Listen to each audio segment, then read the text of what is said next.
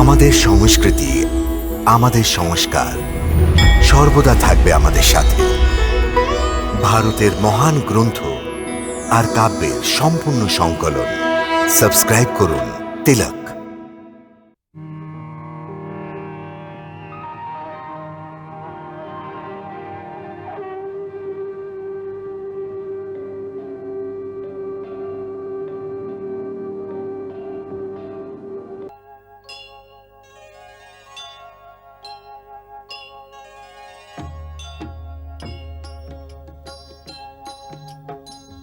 সীতারাম চরিত্র অতি পবিত্র, মধুর সরস অতি মনোভাবনা।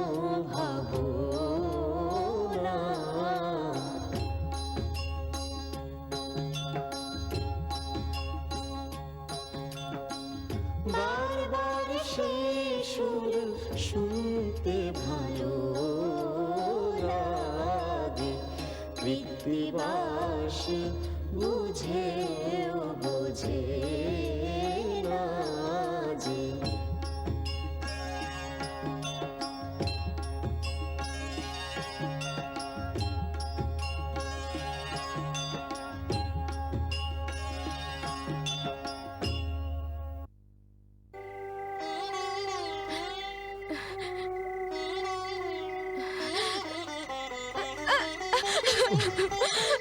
মা,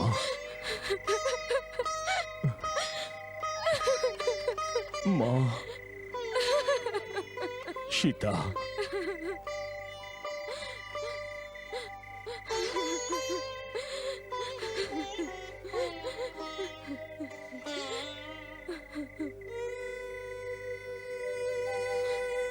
আমার মা, তোর এই পোশাক দেখে হৃদয় আমার চূর্ণ বিচূর্ণ হয়ে যাচ্ছে। কিন্তু মা, এটা আমার গর্ব যে তুমি নারী ধর্মের কীর্তি স্থাপন করে দিয়েছ। পিতা, আমি তাই করেছি যা আপনি এবং মাতা শিখিয়েছেন। এসো মা, বসো। বৈদেহী, তুমি দুই রাজ্যকে পবিত্র করে দিয়েছ। তুমি এই দুজনের কীর্তি বাড়িয়ে দিয়েছ। তুমি মাতা পিতার মাথা গর্বে উঁচু করে দিয়েছ। পবিত্র নদী গঙ্গা কেবল তিন দিকেই প্রবাহিত হয়, কিন্তু তোমার এই অপার কৃতিত্বে সমস্ত অযোধ্যা পবিত্র তীর্থস্থান হয়ে গেছে। শুনুন, মহারানী কৌশল্যা কুমার ভরতের জন্য অধীর হয়ে বসে আছেন। শুধু শুধু আপনার আশায় বসে আছেন। যেখানে মুনি বশিষ্ঠের মতো ব্রহ্মজ্ঞানী হার মেনেছেন, তার সমাধান জনক কি করে করবে? আপনি অবশ্যই সমাধান করতে পারবেন মহারাজ। রাজমাতা কৌশল্যা, দুই রানী আর অযোধ্যাবাসী কেবল ভরতের চিন্তাই করছেন। রানী, ভরত যদি প্রেমের সীমা হয়, তাহলে রাম হল ধর্মকর্মের মর্যাদা। রাজ্যের লোভে যুদ্ধ তো হয়, রোদন করে না, কিন্তু ত্যাগ ও প্রেমের যুদ্ধ মানবের মহানতার প্রতীক, যা কিনা দেবতারাও অবাক হয়ে দেখছেন। হয়তো দেখতে হবে কালকে সবাই ভগবান আশুতোষ কর্তব্য আর প্রেমের সমতা রেখে সকলের কল্যাণের কোন সমাধান বের করেন। ভগবানই সব সমাধান করবেন। মা, আজকে সবাই দাদার প্রতিক্রিয়া দেখে আমি ভয় পেয়ে গেছি। এখন আপনাকে সাহায্য করতে হবে। আপনি দাদাকে আদেশ করুন, ওনাকে বলুন যেমন ভরত বলছে তেমনই যেন করেন। যদি আপনি আমাকে সত্যি পুত্র বলে মনে করেন তবে কালকে সভায় আপনাকে একথা বলতেই হবে। এই একই কথা যদি রামও বলে যে আমাকে নিজের পুত্র মনে করে আমার কথা সমর্থন করো, তবে দুজন পুত্রের মধ্যে মা কার দিকে যাবে? তবে ঠিক আছে, আপনি তার দিকে যাবেন যার মত ন্যায়সঙ্গত হবে, যার কথা আপনার ভালো লাগবে। ভালো লাগা এক কথা আর ন্যায়সঙ্গত হওয়া অন্য কথা। ভরত, কিছু কথা যা ন্যায়সঙ্গত তা মনকে খুবই দুঃখ দেয়। আমাকে শব্দের জালে জড়াবেন না মাতা। আপনি একটা কথার বিচার করুন যে আজকে সভায় আমার কথা ন্যায়সঙ্গত ছিল কিনা। যা কিছু আমি বলেছি তার কি কোনো দোষ ছিল? না না না, কোনো দোষ ছিল না। তোমার নির্মল হৃদয় থেকে বেরিয়ে আসা ডাক ছিল মাত্র। তবে আপনি ওনাকে বলুন যে আমার কথা যেন শোনেন। ওকে কি বলবো? ও ধর্মের রাস্তা ছেড়ে দিক।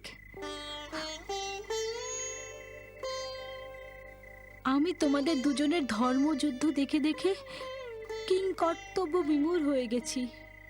একদিকে আবেগ, অন্যদিকে কর্তব্য। তোমার আবেগের প্রভাব এতই প্রবল ছিল যে সাধারণ মানুষ কেন, মুনি বশিষ্ঠও বিচলিত হয়ে গেছেন। কিন্তু রামের কর্তব্য নিষ্ঠা কঠিন পাথরের মতো, যা ডুবে যেতে তো পারে কিন্তু ঢেউয়ের সাথে বয়ে যেতে পারে না। রাম তো পূর্ণ জ্ঞানী ভরত, আর জ্ঞানী সত্যের রূপ চিনতে পারে। এই জন্য ও যা বলে তাই সত্য। অর্থাৎ আপনি রামদাদাকে সমর্থন করছেন, আমাকে নয়। আমি কারোরই সমর্থন করছি না। আমার তোমাদের দুজনের উপরই গর্ব হচ্ছে। যেই জয়ী হোক আমি তাতেই খুশি হব। মিথ্যা। যদি রামদাদা জিতেই যায় আর বনে থেকে যায় তবে আপনি কি সুখী হবেন? না, আপনার হৃদয়ে হাত রেখে বলুন আপনি এটা চান না যে রামদাদা, সীতা, লক্ষণ অযোধ্যায় ফিরে আসুক। চাই পাগল, কিন্তু আমার প্রাণ দিয়েও তা যদি সম্ভব হয় তাহলে অযোধ্যায় নিয়ে যাওয়ার জন্য আমি আমার প্রাণও দিয়ে দিতে পারি। আপনি এটাও জানেন যে যদি আপনি আদেশ করেন রাম কোনো তর্ক না করে অযোধ্যায় ফিরে চলো, তবে তাকে তা মানতেই হবে।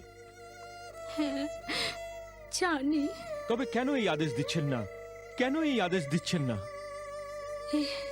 এই জন্য যে মা স্বার্থপর হতে পারে না। রাম অযোধ্যায় গেলে আমি খুবই খুশি হব। এই জন্য কি ওকে ওর কর্তব্য, ওর ধর্ম থেকে মুখ ফিরিয়ে নিতে আদেশ দেব? ভরত, তোমার এই কষ্টের থেকে আমার দুঃখ কম নয়, কিন্তু আমার মোহকে রামের সত্যের পথে বাধা হতে দিতে পারি না। প্রেম স্বার্থপর হতে পারে না পুত্র।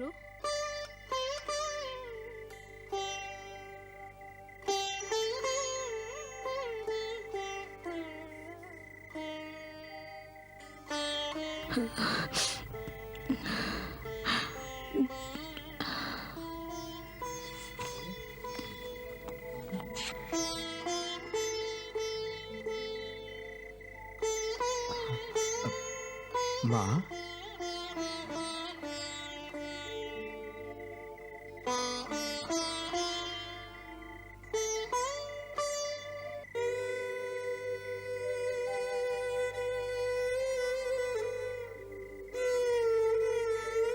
আপনি আমাকে ডেকে পাঠাতে পারতেন। রাম, তুমি আমাকে শাস্তিও দিচ্ছ না, ক্ষমাও করছো না। আমি তো আপনাকে দোষী মনে করি না। তবে কি মনে করো? নিজের মা।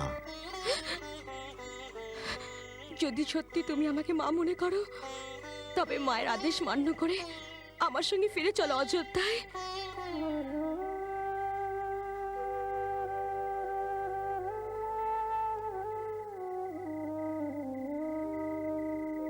মা, নিজের পুত্রের কাছে মমতার মূল্য চাইতে এসেছো?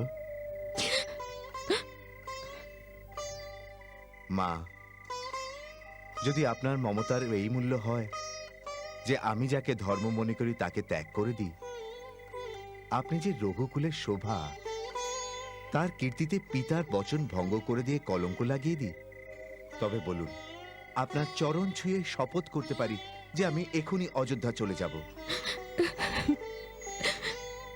কিন্তু তারপর আমার জীবন যুদ্ধ থেকে পালিয়ে যাওয়া ভীরুর মতো এক তিরস্কারপূর্ণ অস্তিত্ব, এক অভিশাপ হয়ে থেকে যাবে।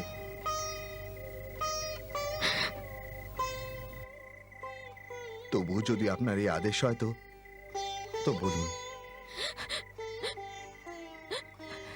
না না না রাম, না না।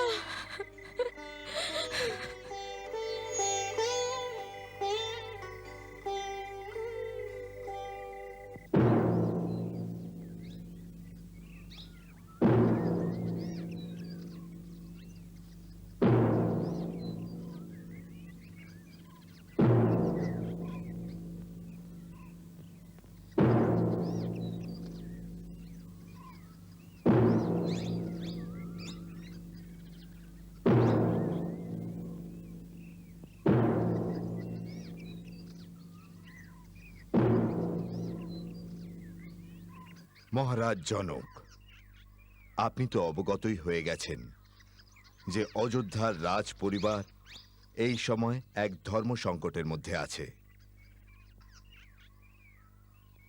এই সময় আপনার আগমন সকল দিক থেকে মঙ্গল সূচক। এখন আমরা বুঝে গেছি যে আপনার জ্ঞান ও বুদ্ধি দ্বারা সঠিক পথে আমাদের পরিচালনা করবেন। একদিকে রামের মর্যাদা আর অন্যদিকে ভরতের প্রেম, এই দুজনের মধ্যে জয় কার হবে? আপনি এই সময় দুই পরিবারই সর্বশ্রেষ্ঠ। এজন্য আমরা সকলে একমত হয়ে সিদ্ধান্ত করেছি যে আপনি যেরকম বিচার করবেন সকলেই তারই পালন করবে। নাথ, পিতাশ্রীর অবর্তমানে আপনিই এখন আমাদের পিতৃতুল্য। আপনি ধর্মে পূর্ণ জ্ঞানী। এই জন্য আমার বিশ্বাস আছে আপনি আমার ধর্মের রক্ষা করবেন। আমাকে আপনার সেবক মনে করে আপনি যে আদেশ দেবেন আমি তার রক্ষা করব।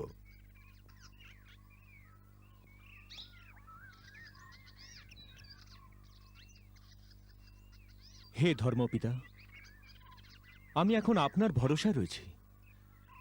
আপনি একজন পিতার মতো আমাকে অধর্ম থেকে বাঁচাবেন।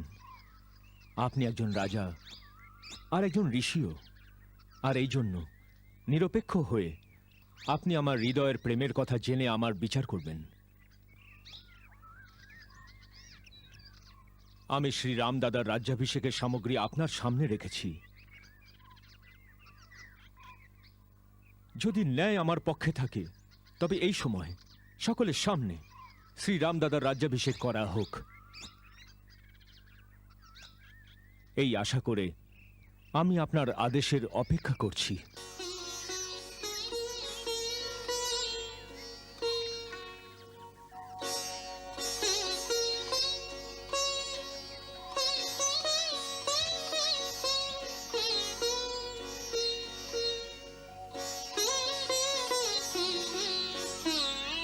শ্রীরাম,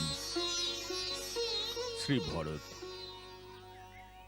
তোমাদের দুজনের মধ্যে মহান কে এই বিচার তো স্বয়ং ব্রহ্মাও করতে পারবেন না।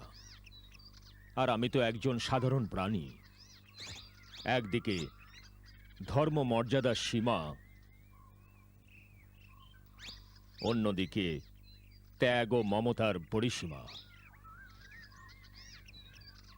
এই রকম মহান দুই বিভূতির মধ্যে বিচার করার সাহস অত্যন্ত কঠিন কাজ। কিন্তু এই পরিস্থিতিতে নিজের কর্তব্যের কথা ভেবে আমি ভগবান শঙ্করের চরণে প্রণাম করছি। উনি যেটিকে সঠিক মনে করেন সেরকম আমাকে প্রেরণা দিন।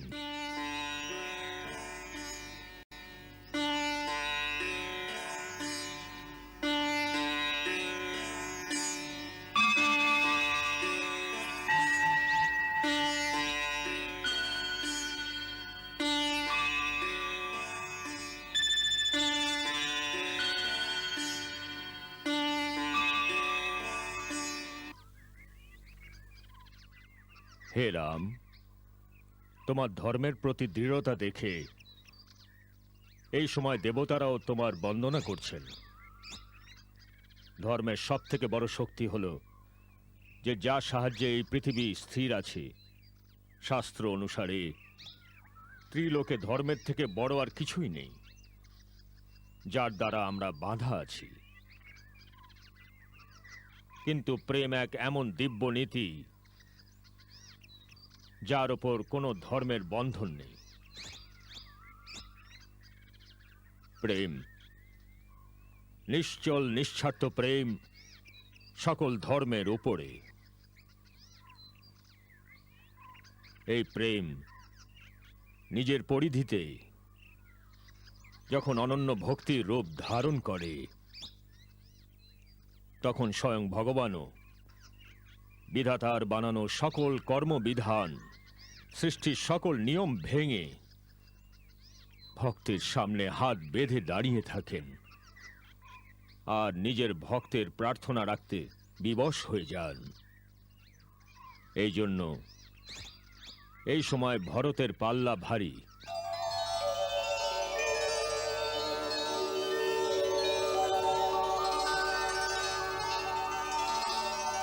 রাম, ভরতের প্রেম নিশ্চল, নিঃস্বার্থ আর তোমার একাগ্র ভক্ত।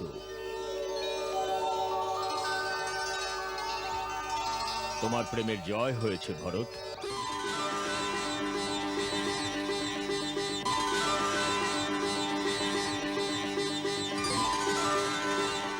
কিন্তু মনে রাখবে, প্রেমেরও একটি বিধান আছে, তারও একটা নিয়ম আছে।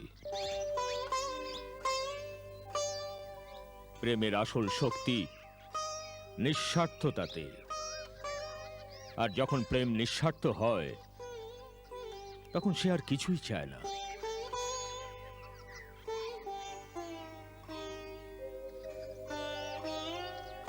নিজের প্রেমিকে কিছু দিতে চায়,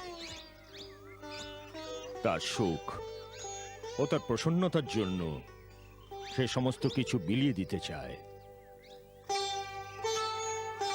এই জন্য এই সময় তুমি এটাই ঠিক করো যে তুমি রামের জন্য কি দিতে পারো। প্রাণের চেয়ে বড় কিছুই হতে পারে না। আমি রামদাদার জন্য প্রাণ দিতে পারি মহারাজ।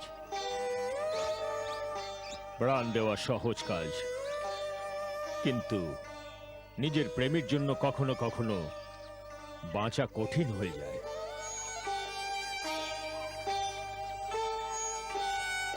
যদি তুমি এক সত্য ভক্ত হও, তবে রামের চরণতলে বসে ওকে জিজ্ঞাসা করো ওর প্রসন্নতা কিসে, আর ও যা বলবে তাকে প্রেমের পুজো বলে মনে করো।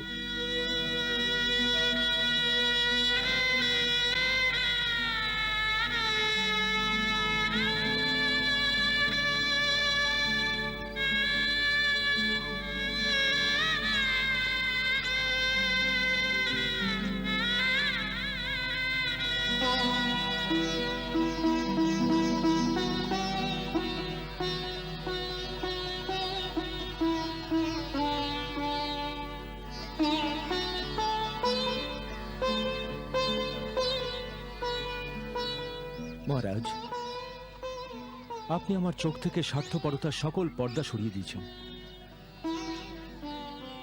এখনো পর্যন্ত আমি আমার নিজের কর্তব্য, নিজের কীর্তির কথাই ভাবছিলাম, আর একে প্রেম ভাবতাম। তবুও আপনি আমাকে জয় করে আমার ভক্তির মূল্য দিয়েছেন। আমি জন্ম জন্মান্তর আপনার এই উপকারের ঋণী থাকব।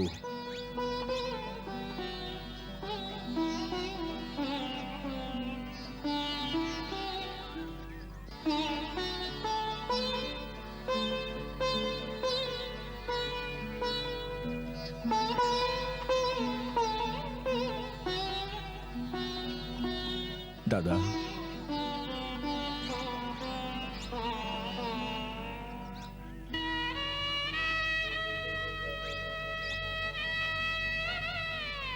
দাদা, আদেশ দিন, আমাকে কি করতে হবে?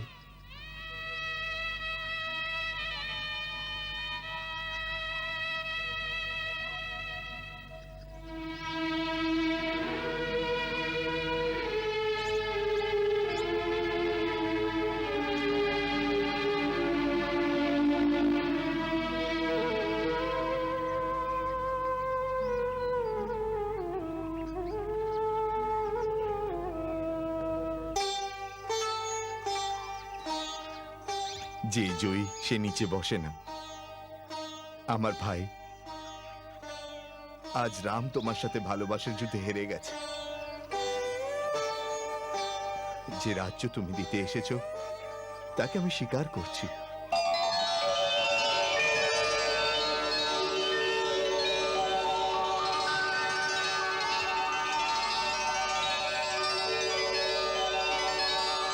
কিন্তু পিতাশ্রীর কথা যাতে মিথ্যা না হয়, এই জন্য তোমার কাছে আমার একটা প্রার্থনা আছে। 14 বছর পর্যন্ত আমার স্থানে এই রাজ্যভার তুমি সামলাবে।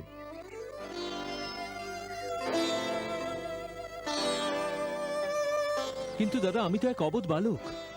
আমার দ্বারা রাজ্য শাসন সম্ভব হবে না। গুরুদেব, আর্য সুমন্ত আর অন্যান্য মন্ত্রীগণ তোমাকে সাহায্য করবেন।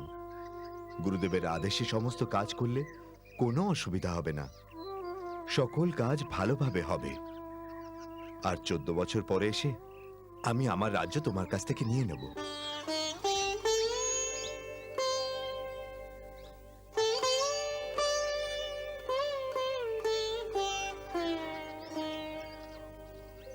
বড় নির্দয় তুমি দাদা। ভালোবাসার কোনো মূল্যই নেই তোমার কাছে। সত্যিই যদি ভালোবেসেছ তো বিনিময়ে কিছু চেও না। মঙ্গলকারী অমঙ্গলহারী দশরথ তনয় সে অজেয় শ্রীহরি।